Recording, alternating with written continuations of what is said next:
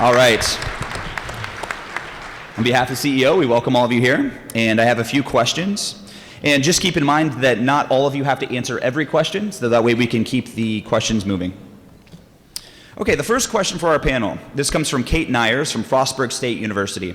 Her question is, on average, how long did it take for you to work/complete your business plan? Yeah, feel free to jump in. Ready, set, go. It took me about a week. I didn't really ever use it again after I wrote it, so that's it, a week. 1 week. Yeah, my answer is pretty similar. I actually didn't even have a business plan until 6 months ago, so I think all the professors probably won't agree with me, but I think you can come up with your business plan after you start your business. So. Agree. All right, sweet. Yeah, thanks for breaking the ice. I didn't have a business plan either until we went in for additional financing after about 10 years after we started, and the bank required us to write a business plan. So we just did it to pander to the banks. Nice. So as an artist, as a musician, no one ever told us we needed a business plan. So part of what I do is teach artists how to think of themselves as entrepreneurs and businesses. So for an artist, your business plan is continually evolving. Very cool, very cool. All right, thank you. Next question is from Michael Brown, Frostburg State University. He asks, how do you know when it is the right time to pull the trigger on a business? Meaning to do it or to let? I would say meaning to go ahead and launch or meaning to start it. It's kind of like a relationship, you just know. I was working at the city of Chicago, and I was in my cubicle dying every day. And by the third hour of my job, I was working on what I was supposed to be working on, and the rest of the 5 hours I worked on my business. That's when I knew it was time to go. For me, Give Forward just started consuming all of my thoughts. I couldn't wake up without thinking about it, and I literally, in the middle of the night, woke up to a voice telling me to get started, so that was my call to action. Awesome. We just saw a huge void in the market and saw that there wasn't some awesome portable speakers on the market, so we just decided to fill that gap and just, quit my full-time job and went for it. Yeah, a lot of entrepreneurs that speak, they say that there's no best time to start a business except for right now. So don't let those excuses get in the way. All right, next question.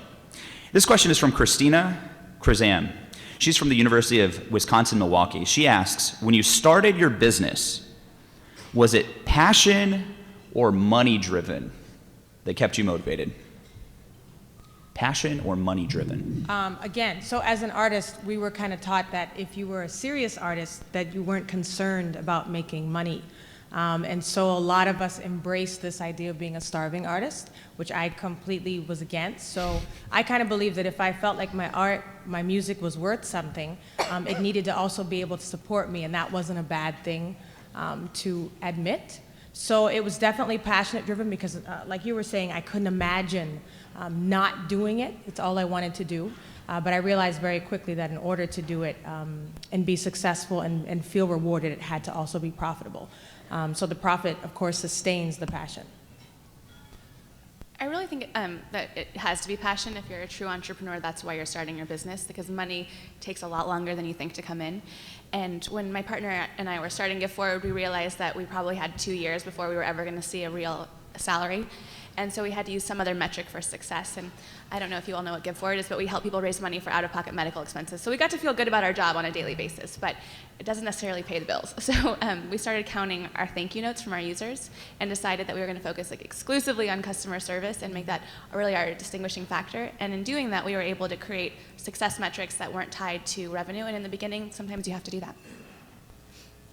Very cool. So I've got a question for Aaron. So Aaron, meathead movers, right? How can you be passionate about moving stuff? Share with the audience, it's tedious, it's hard work. How can you find passion in that? Well, we started because our parents didn't give us any money. I don't know if anyone can relate to that. But just like what Desiree said, it's really about the gratitude of doing a good job and feeling the gratitude and the thank you from our customers on the very, very early end. And because we were so young, we were in high school when we started, we didn't have a set charging system. So our deal was, hey, you pay us customer whatever you think that we're worth. So that put it on us and my moving team to do a really, really good job. And then in turn, the clients ended up paying us far more than I think they would have paid us had we a set charging system without being licensed or insured or experienced or even having moving trucks at the time. So for us, the gratitude, getting the work out, and was initially what fueled our desire to go ahead and continue to grow and expand. And then also hearing how our moving experiences were compared to our competitors really gratified us and our team. So. Yeah, interesting. So he's talking about his passion is coming from seeing his customers being happy and being satisfied. And I think we can all relate with that. So we've got a really good question coming up. This is from Derek Stearns. He's with UNO. And his question is, how do you penetrate a market where a similar product already exists? I have a hair salon. How many of you have a hairstylist? I think Oh, wait, you're not the first one to open a hair salon. Definitely not. When I moved back from Chicago to North Carolina, I didn't realize how competitive it was. It's a very saturated market, so this is what I did. I went to City Search and Yelp.com. I looked at all their bad reviews and figured out how I could do it better. Additionally, I went onto Google and found sweetteasalon.com, launched it, and went ahead and changed my sign. We are family here at the Southern Flair. I decided to serve up some sweet tea and good customer service and tell clients that we are trying to be the Cracker Barrel / Southwest Airlines of hair salons, and they get it. So that's how we've been building our customer, one relationship at a time. No Groupon, no Living Social, just relationships. Awesome answer. We could make everyone who was just in my talk knows this, but we could make normal speakers all day. We could make desktop speakers. We can make super boring speakers if we really wanted to. But our whole motto is why be like everyone else when you can be different. So whether we're making speakers that are eco-friendly when there's no eco-friendly speakers on the market, or speakers that whatever you stick it to, it turns anything into a speaker, we just saw the niche in the market and we came in lower than the competition with a price-sensitive speaker. So again, if any of you are artists out there or sell creative products, a lot of times your personality is tied in to your brand. And so one thing is, there's this awful perception that classical music is boring or stuffy. So a lot of what I felt like my job was to do is show that, of course, the stereotype didn't have to be true. And I differentiated myself through actually deciding to do branding and marketing, which was, again, something that artists didn't do. And like you were saying about the experience, what I always try to tell people in creative industries is that it is about the experience that you present and that you create. You couldn't just put on a concert or a recital, but people had to leave having a tangible experience. And then I feel like that experience has to carry through in everything that you do. So like your website and all your marketing materials reflects that really unique customer experience and creative brand, so that people didn't just say she's a pianist, but that I felt inspired, informed, and entertained by our concert experiences. Awesome. Always be marketing. Okay, the next question comes from Duane Spires. He's the guy on stage. How concerned were you guys at the very beginning with your competition? Stepping on their toes, angering people, getting them upset at you, shaking up the industry. How concerned were you with your competition? So we launched a crowdfunding site before that word was even a word. Competition happened as we were developing, and so there's always this sense of, first to market, this race, and then someone, like Kickstarter gets $10 million right out of the gate, and you think there's no way you can compete. And what we discovered is that we're never going to out Kickstarter, that we just have to be our own company and our own brand and be really committed to what our vision is, which is this one niche of crowdfunding. And so I say, stay true to your vision, and it's really hard to replicate your vision, so just keep trying. As a competitive athlete, I liked competing, I liked winning, and I really didn't mind at all. We were vicious competitors. We would park our trucks in front of our competition's offices just to kind of poke fun at them. We would intentionally underbid some of our jobs if we knew that a certain competitor was in there. I mean, we were, I think you have to be willing to compete and be willing to step up and have a backbone when needed. It's not easy marketplace if there's true competition in your industry and your market. Do you have to be a professional cage fighter to have that amount of confidence? No, look at Bill Gates. He's one of the most ferocious capitalists there is. Point taken. All right, so the next question is from Daniel Marsh. He's with Brigham Young University. He asks, how important was your formal education for training you to be an entrepreneur? And if you guys could also talk about your formal education as well.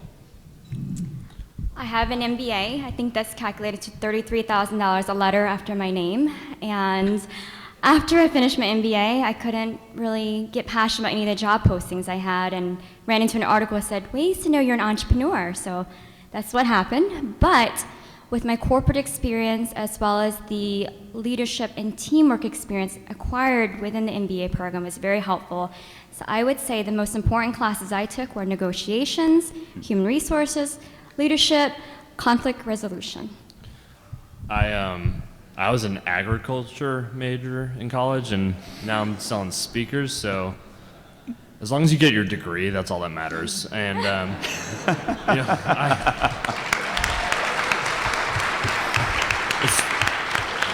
it's true. But I had awesome internships along the way. I interned for the Oakland A's. I wanted to get awesome internship experience to make up for the farming background, I guess. I guess so. Anyone who's ever heard me speak before, I'll tell you, the music education system is not really set up to help you have a career in music. And I honestly believe that I would just be practicing one day on one of these 12-hour-a-day stints, and the director of the New York Philharmonic would walk by my practice room. He would hear me. He would fall in love and say, this is my muse. He would take me on tour, and I'd be playing with New York Philharmonic and wearing evening gowns and playing Carnegie Hall every other night. And that kind of just didn't happen. And then you realize really quickly that if you're going to have a career playing this passionate music, you have to be passionate about finding out what the business side of that looks like. So music schools are getting a lot better nowadays with business and arts business programs, but still so much of it is learned when you get outside of the conservatory and you find out what it is you actually have to be doing. Very cool. And so just to back up a little bit, you talked about competition. The competition was really crucial to finding out what it was that I needed to offer. So when most concert pianists were just offering a classical recital, I knew that I could charge just as much, if not more, if I was offering the recital, offering an outreach program, offering to speak at a local university about career building. So I presented myself as a package deal. Awesome. Yeah. What are your guys' thoughts on formal education versus just going out and doing it, getting that street education, getting that real world experience? I know a lot of you entrepreneurs actually spoke to a few students earlier, and they said that they were opting out of taking internships to actually just going and saying, you know what, we're just jumping in, we're going to try to start a business, we're going to make some sales, we're going to hit the streets. So what are your thoughts on that? I definitely believe that entrepreneurship can be taught in the classroom, but I think that most of it happens when you're doing it yourself. There's only so much that some person's story can inspire you, and what the best thing about college, I think, is learning what you're passionate about and then finding a way to make that part of the rest of your life, and you can practice that every summer or every day, and you don't need instruction, I don't think. Very cool. Because of the Vietnam War, my dad didn't even finish the 6th grade. My mom didn't even go to high school, and they're both very successful entrepreneurs, so I have evidence that you can do it without an education. Definitely. I strongly agree. I mean, you're in college, you have very little overhead and risk. You go out in the streets, try it out, see what's going to happen. I mean, there's no better way to try it than being young, and you're never going to know if it's going to work unless you try it, so you might as well try it. Awesome. There are a ton of great books to read, and I'm just curious here. I want to direct this to the audience. By show of hands, how many of you have read the book, The E-Myth? Okay. The E-Myth is a fantastic book. It's written by Michael Gerber. I suggest that if you have not read it, to go ahead and get a hold of that book. Show of hands, how many of you have read Think and Grow Rich by Napoleon Hill? Okay. Next year, we should see everybody's hands up. In fact, that book was written so long ago, but it's still extremely relevant today. And the good news about it is it's actually in the public domain. So you can download it for free. You can literally just type in Think and Grow Rich, Napoleon Hill download, and a ton of sites will give it to you for free. The crazy part about that book is if you didn't know that it was written, I want to say in the 30s, You would think that somebody wrote it just a few years ago. So it's a really great read. Do you guys have any books that you would recommend? Could you pick out like just one or two of your top favorites so everybody can take notes? 7 Habits of Highly Effective People. Yeah. That book has totally transformed how I interact with individuals. We have a book club within our organization where we study that book, and there's lots of policies and procedures in any business, but what I think so many businesses fail to realize that the majority of the issues are related to relationships with other coworkers, and this gives a great framework on how to treat people in the workplace and how to get things done. 4-Hour Work Week, great book. Yeah. Woo, woo. And I don't know what it's called, but the Zappos book on customer service, because that's if you have a Delivering company- Happiness. Yeah, Delivering Happiness. Awesome book. We have everyone. yeah, sorry, go ahead. No, no. We have everyone read "Hug Your Customers," which is kind of an older book, but it's just about customer service also. And then the conscious capitalism movement that's happening has some really great books about how to be great from the start. And it's not just about triple bottom line; it's about how to grow a business that creates true value. So. There's a really great book, I can't think of the author, but the name is Relation Shift, and it's about kind of developing a new mindset towards fundraising. Even though I run a nonprofit, I forbid anybody on my board to refer to it as such. We try to operate as a for-profit, and like someone was saying earlier, the 501c3 is just the tax identification. So artists have a harder time with this because we've really it's been brainwashed into our minds that we should always be thinking of ourselves as a charity, and I think there's a new way to find money where you actually do think of yourself as looking for investors versus donors, which is a very different mindset. And just one more. Ready, Fire, Aim by Michael Masterson, my absolute favorite. Just make that first dollar before putting any more money into everything else, like a business plan. Nice. Thank you for sharing that. Okay, so the next question comes from Mariah Tuma, Elgin Community College, and she asks, why be an entrepreneur? Because it's awesome. I'll give you one Right, big next reason question. to be Yes. an entrepreneur. Everything is tax. What? Your life is tax deductible, which means depending on where you're at, that's a 35 to 40% tax break on almost everything that you do. Not to mention, you're developing an asset as opposed to working for a job.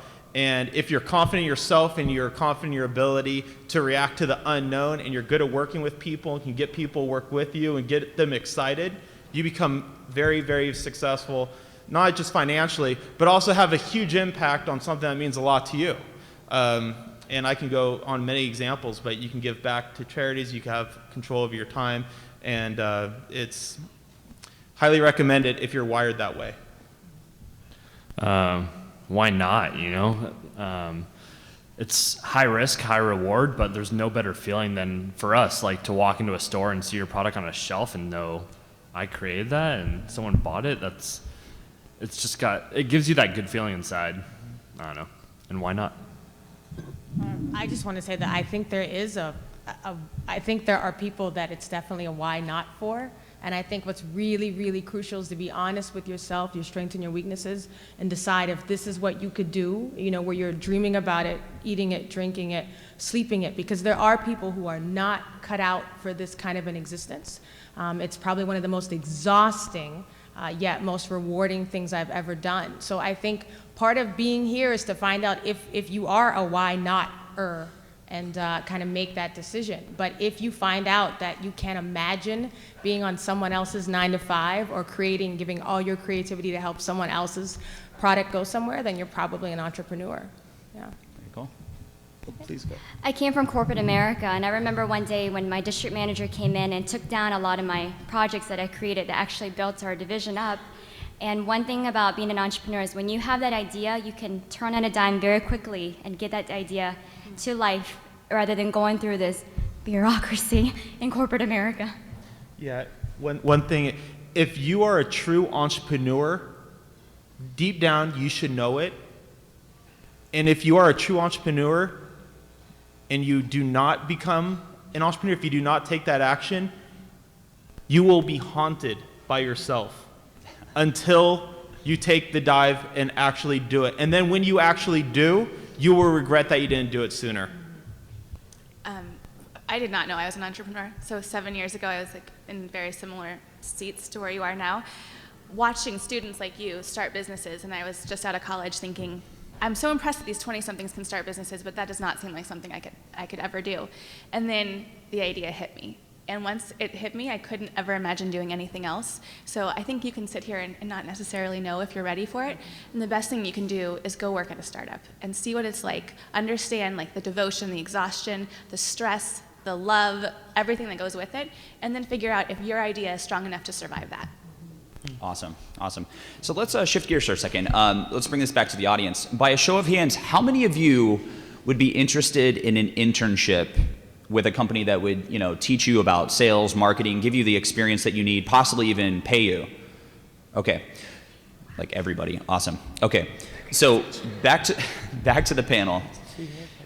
At this point, are any of you offering internships? Is this something that you might be able to reach out and invite a few students to join you?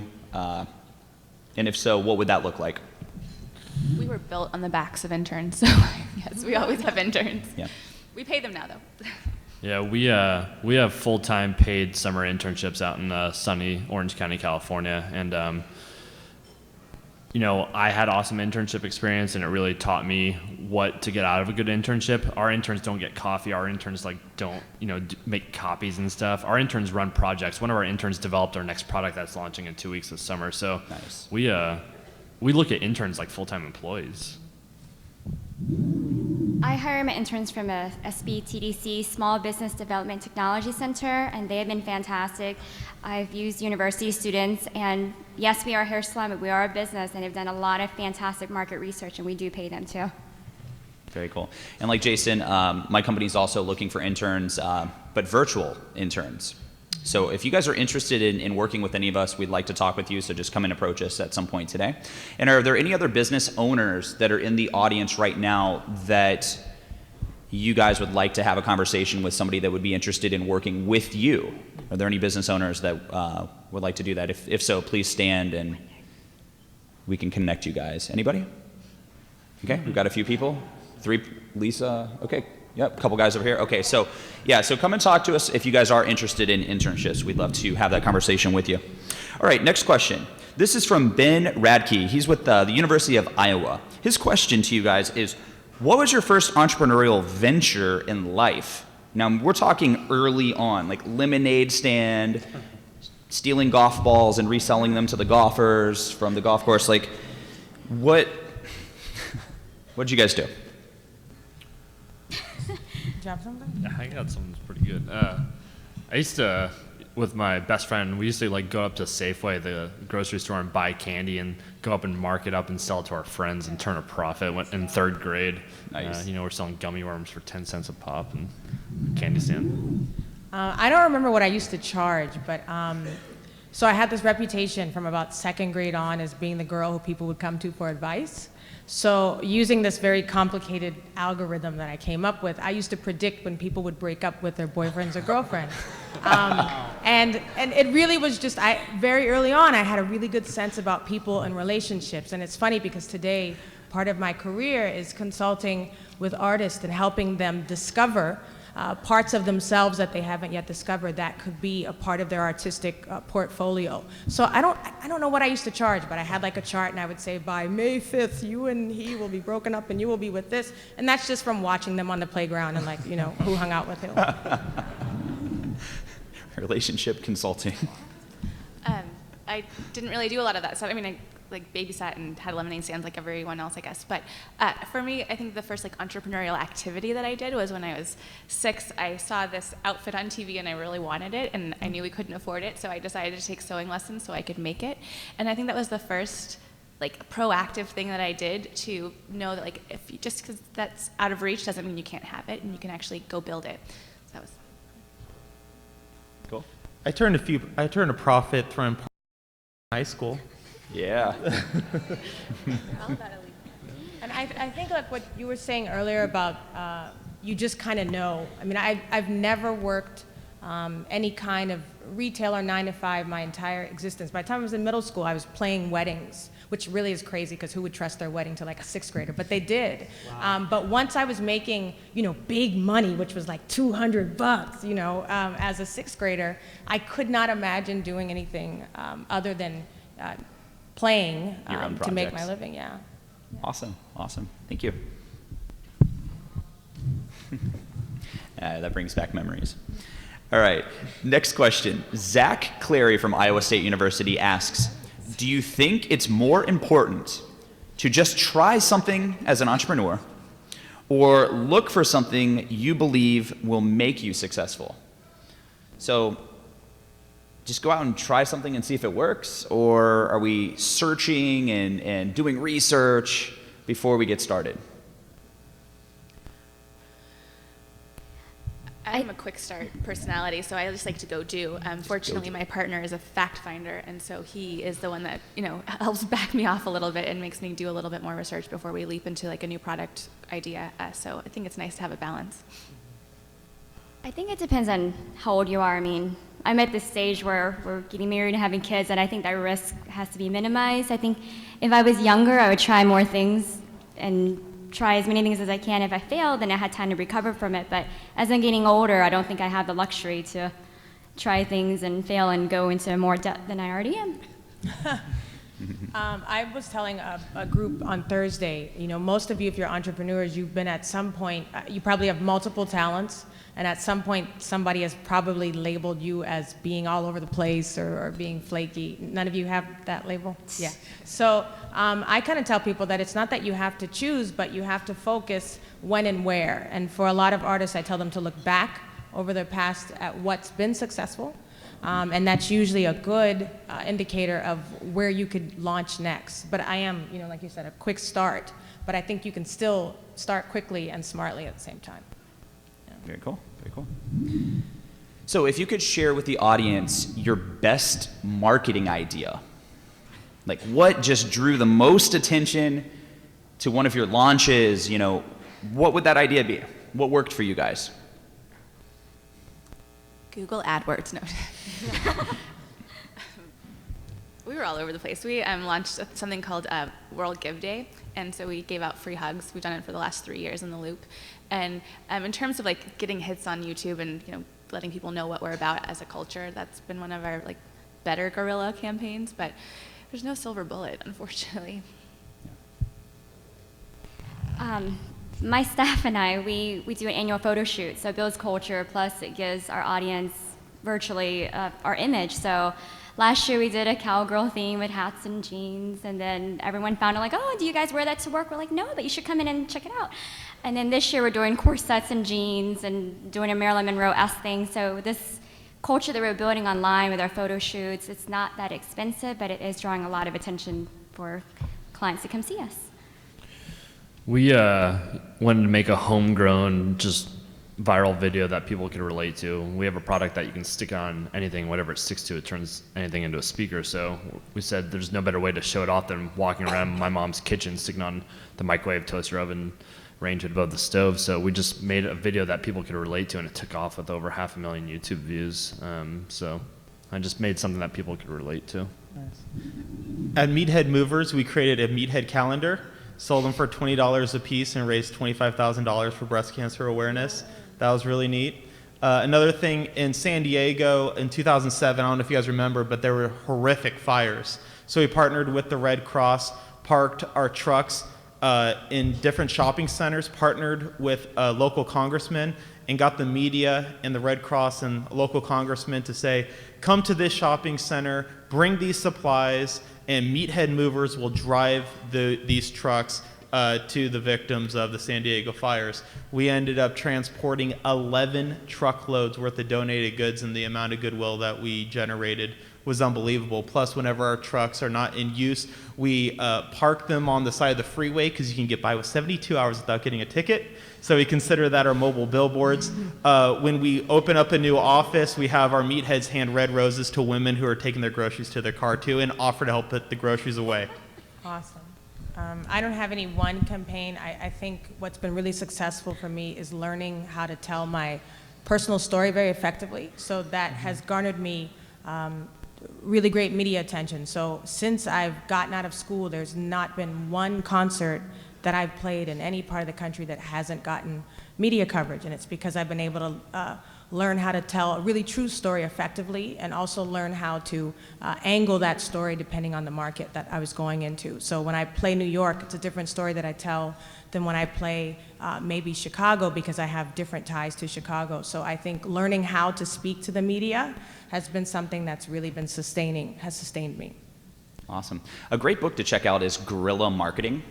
So you guys might want to write that down. It's got a ton of great ideas and things that you can do to draw attention to your business. So, do you guys remember your first sale? I remember mine. I made $8. It was awesome. What about you guys? What was that like? That first customer. We have the check on our framed in our conference room. We got a 50,000 piece order from the Marines, Wow. and that's one, it's cool to sell anything to the government, and two, it's even cooler to keep the check. So, Marines. That's great. Awesome. I was 17 years old. My brother was 15, and two of my friends that I wrestled with had just got done moving my friend's girlfriend's mom into her new home. She rented the truck. We just provide the muscle or the meat, however you want to call it. And then at the end of the day, we were sitting down on the back patio. They served us up some steaks, gave us $50 a piece for an entire day's worth of work, and they told us how much they appreciated what we did for them. And we looked around the table at each other, and my brother and I said, you know, we can do this. This is what we want to do. This feels good. Heck of a lot better than washing cars at the car wash, which was my first job. So. I think for me, it wasn't the very first sale, but it was the first sale after I left my management. Nice. That let me know what my potential was. So I've been wrestling with them on what I thought we should be offering as kind of my package, and they were telling me, you're all over the place. Nobody's going to understand what you are. Are you a pianist, a speaker, a host? What are you? And so when I left them, I marketed myself as all of those things. And so the first check of the gig that I got on my own was 4 times as much what I'd ever gotten in one concert that they booked me. So that's when it was one of those things where you're like, you're really excited about it, but you're like, I could have been doing this a long time ago. So it was a very exciting moment. Awesome. Just real short answer. How many employees do you have? 9. None or? 9. 9, I'm sorry, 9. 220. 220. 24. None. 15. I've been to a lot of conferences where the speakers like literally shout at people, you should not have any employees. You shouldn't have any employees. You need to learn how to do it yourself and then do everything through the internet. But you want to know something? Yeah, and it's awesome. I mean, like with 220 employees, how do you manage that? Well, first off, I'm the most useless guy in the office. And everyone knows it. But it's all right, because I try to treat people really well and I try to figure out a way to make them successful with me. It's also been a really long learning curve. The book, 7 Habits of Highly Effective People, has really helped. And just depending on your team and being the sort of person where they can depend on you, I think is really the key. There isn't a short answer for that. It's a constant self-assessment and just trying to be the best person, best team player you can be. There's no way our business would be anything if I were unable to depend on folks to go ahead and make it happen. I mean, we're moving 27 homes today. Nice. All right, so Each wave of hires, I think you have to adjust your own way of looking at your role and your vision. And so you have to, like when we just hired our first employee, suddenly we were like, such a sense of relief that they could take over the things that we didn't want to do anymore. But in doing that, that meant we had to relinquish control over customer service at first. And then it was over what happens on the website. And then it was over, how we handle payments. So each time you hire people, you have to be willing to let go, and you have to get better and better at imparting your vision on those people. awesome. I believe that as business owners, we should hire slowly and fire fast. Yeah. And if you could share, maybe like 2 or 3 of you, if you could share a time where you had to fire somebody because And honestly, it never ever gets easy. You can fire one person, you can fire 100 people. It's never easy to do. So if you could kind of shed some light on maybe one of your experiences that you had having to let somebody go. It sucks. I fired my first person 3 months ago, and I didn't sleep the night before because we're a small business, so it's family. It's we do everything together. We go out after work together, but she just wasn't cutting it. So I didn't sleep. I was like, you know what? It's better to just do it quick than drag it on. So I just did it, and I still think about it. There's nothing fun about firing anyone. Was it as bad as you thought it was going to be? Yeah, it was pretty bad. Okay. Yeah. Mine was pretty recent. It was October 1st of this year, and before I had to go in and do it, I called my mentor, Thomas Walter. He was a speaker here yesterday, and I told him the situation. I said, look, you have a family-owned business. Have you ever had an employee disrespect your family member? He said, I've been doing this for 60 years. Let him go. So I just went to work. I listened to the excuse of why he did what he did. And I said, well, I think at this time, I think you need to remove your items from the store and go home. He said, well, can I please leave my blow dryer and my flat iron? I said, I think at this time, we're going to take everything home and decide from there. So we spent 1 week thinking about it, and then after 1 week, we decided to part ways. Awesome. What do you guys look for when you hire someone? Are you hiring, I've heard so many times that you hire for personality, and you can train the skills that are required for that job. I firmly do that. I believe in it. What about you guys? What are your thoughts? I think you have to be careful with that. The people that I ended up having, when I say I don't have employees, I don't have anybody on a payroll consistently, but I do kind of source out for things that I need done. I rarely ever hire PR because I've been more successful at it on my own, but the people that I had to let go were really enthusiastic, well-meaning people, and for too long I allowed their enthusiasm to make up for a lack of really hardcore competence. And I like that you say fire fast because I waited too long, and I think one of the surefire signs it's time to let go is when someone's using a personal connection to try to hold on to the job. And I think for me it was a wake-up call of we were both Christians, and when they really screwed up something that could have cost me an opportunity at the White House, they sent me this email that said, everything happens for a reason, and God would not let this happen if this weren't part of his will. And I said, you're right. God does have things happen for a reason, and he also tells me when I need to let people go for a really good reason. And so he was telling me that, and I had ignored it for a long time, and then I finally did listen. So while they were wonderful people, they weren't really great at their job, so you do have to be careful. Definitely. And do it quickly. I think one of the things that's important is to hire for the business that you're building right now and in the next 12 months. Over-hiring someone who needs to be in your company in 3 years right now is not a good idea, and knowing that you're hiring someone who you might have to let go in the future because they might not have the skills is okay. These people are not family members, they're part of your business and they're there to help build it, and you have to love them and support them and build them up, but you have to also recognize when your company has outgrown them, and if you can't find a new position for them, sometimes you have to let them go. Very well said. When it comes to firing people, nowadays, if someone gets fired at our company, they really deserve it. And they kind of did it to themselves, lying, falsifying documents, something of that nature. If someone makes a mistake, damages an item, misses a confirmation call, something that leads to what we call a customer failure, we are not going to fire that person or even consider firing as long as they're taking it as a learning lesson and they've proven to us that this won't happen again. And therefore, we look at it as an expense of improving an employee. However, if they just flat out don't care, they have a way of kind of weeding themselves out anyways. Now, having to lay people off because you can't afford to keep them was one of the most excruciating things I've ever had to do. Literally crying in my conference room. We had 13 administrative employees in 2002. I had to lay off 10 of them. And that was the hardest thing in all businesses. They're never just successful. There's ups and downs, and being able to withstand those storms is a testament to a long-standing organization.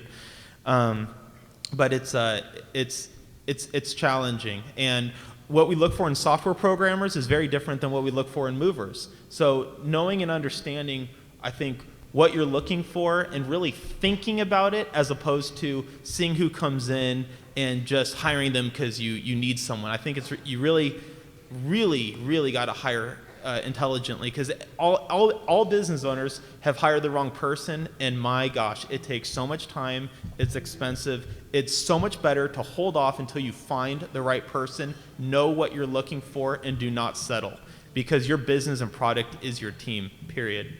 Just to add on to that, just really listen to your gut when you're doing that interview, because there's usually something in you that says this is not the right person, even if they look great on paper. Mm-hmm. And when you bring them in, they can really poison the well if they're the wrong fit for your culture. So, be careful. One more thing, sorry. Facebook and Google. Don't think we don't look up your Facebook, and don't think we don't Google your name. Even for meathead movers, we're doing that. Be careful what you post online. That's really funny. I had somebody apply for a job this past year for summer camp, and we looked up. And again, there's a little bit of legalities, like you can't base your hiring decisions on social media. Apparently, it is illegal, but we all look at Facebook pages. And I'm not even kidding you. I had a woman who applied for a job to work with kids, and her main Facebook profile page was her in lingerie, just showing it all. She didn't get hired. So anyways, unfortunately, we're out of time, but you guys shared a wealth of knowledge and information with our students here. Ladies and gentlemen, let's please give a big round of applause to our young entrepreneurial panel. Thank you, guys.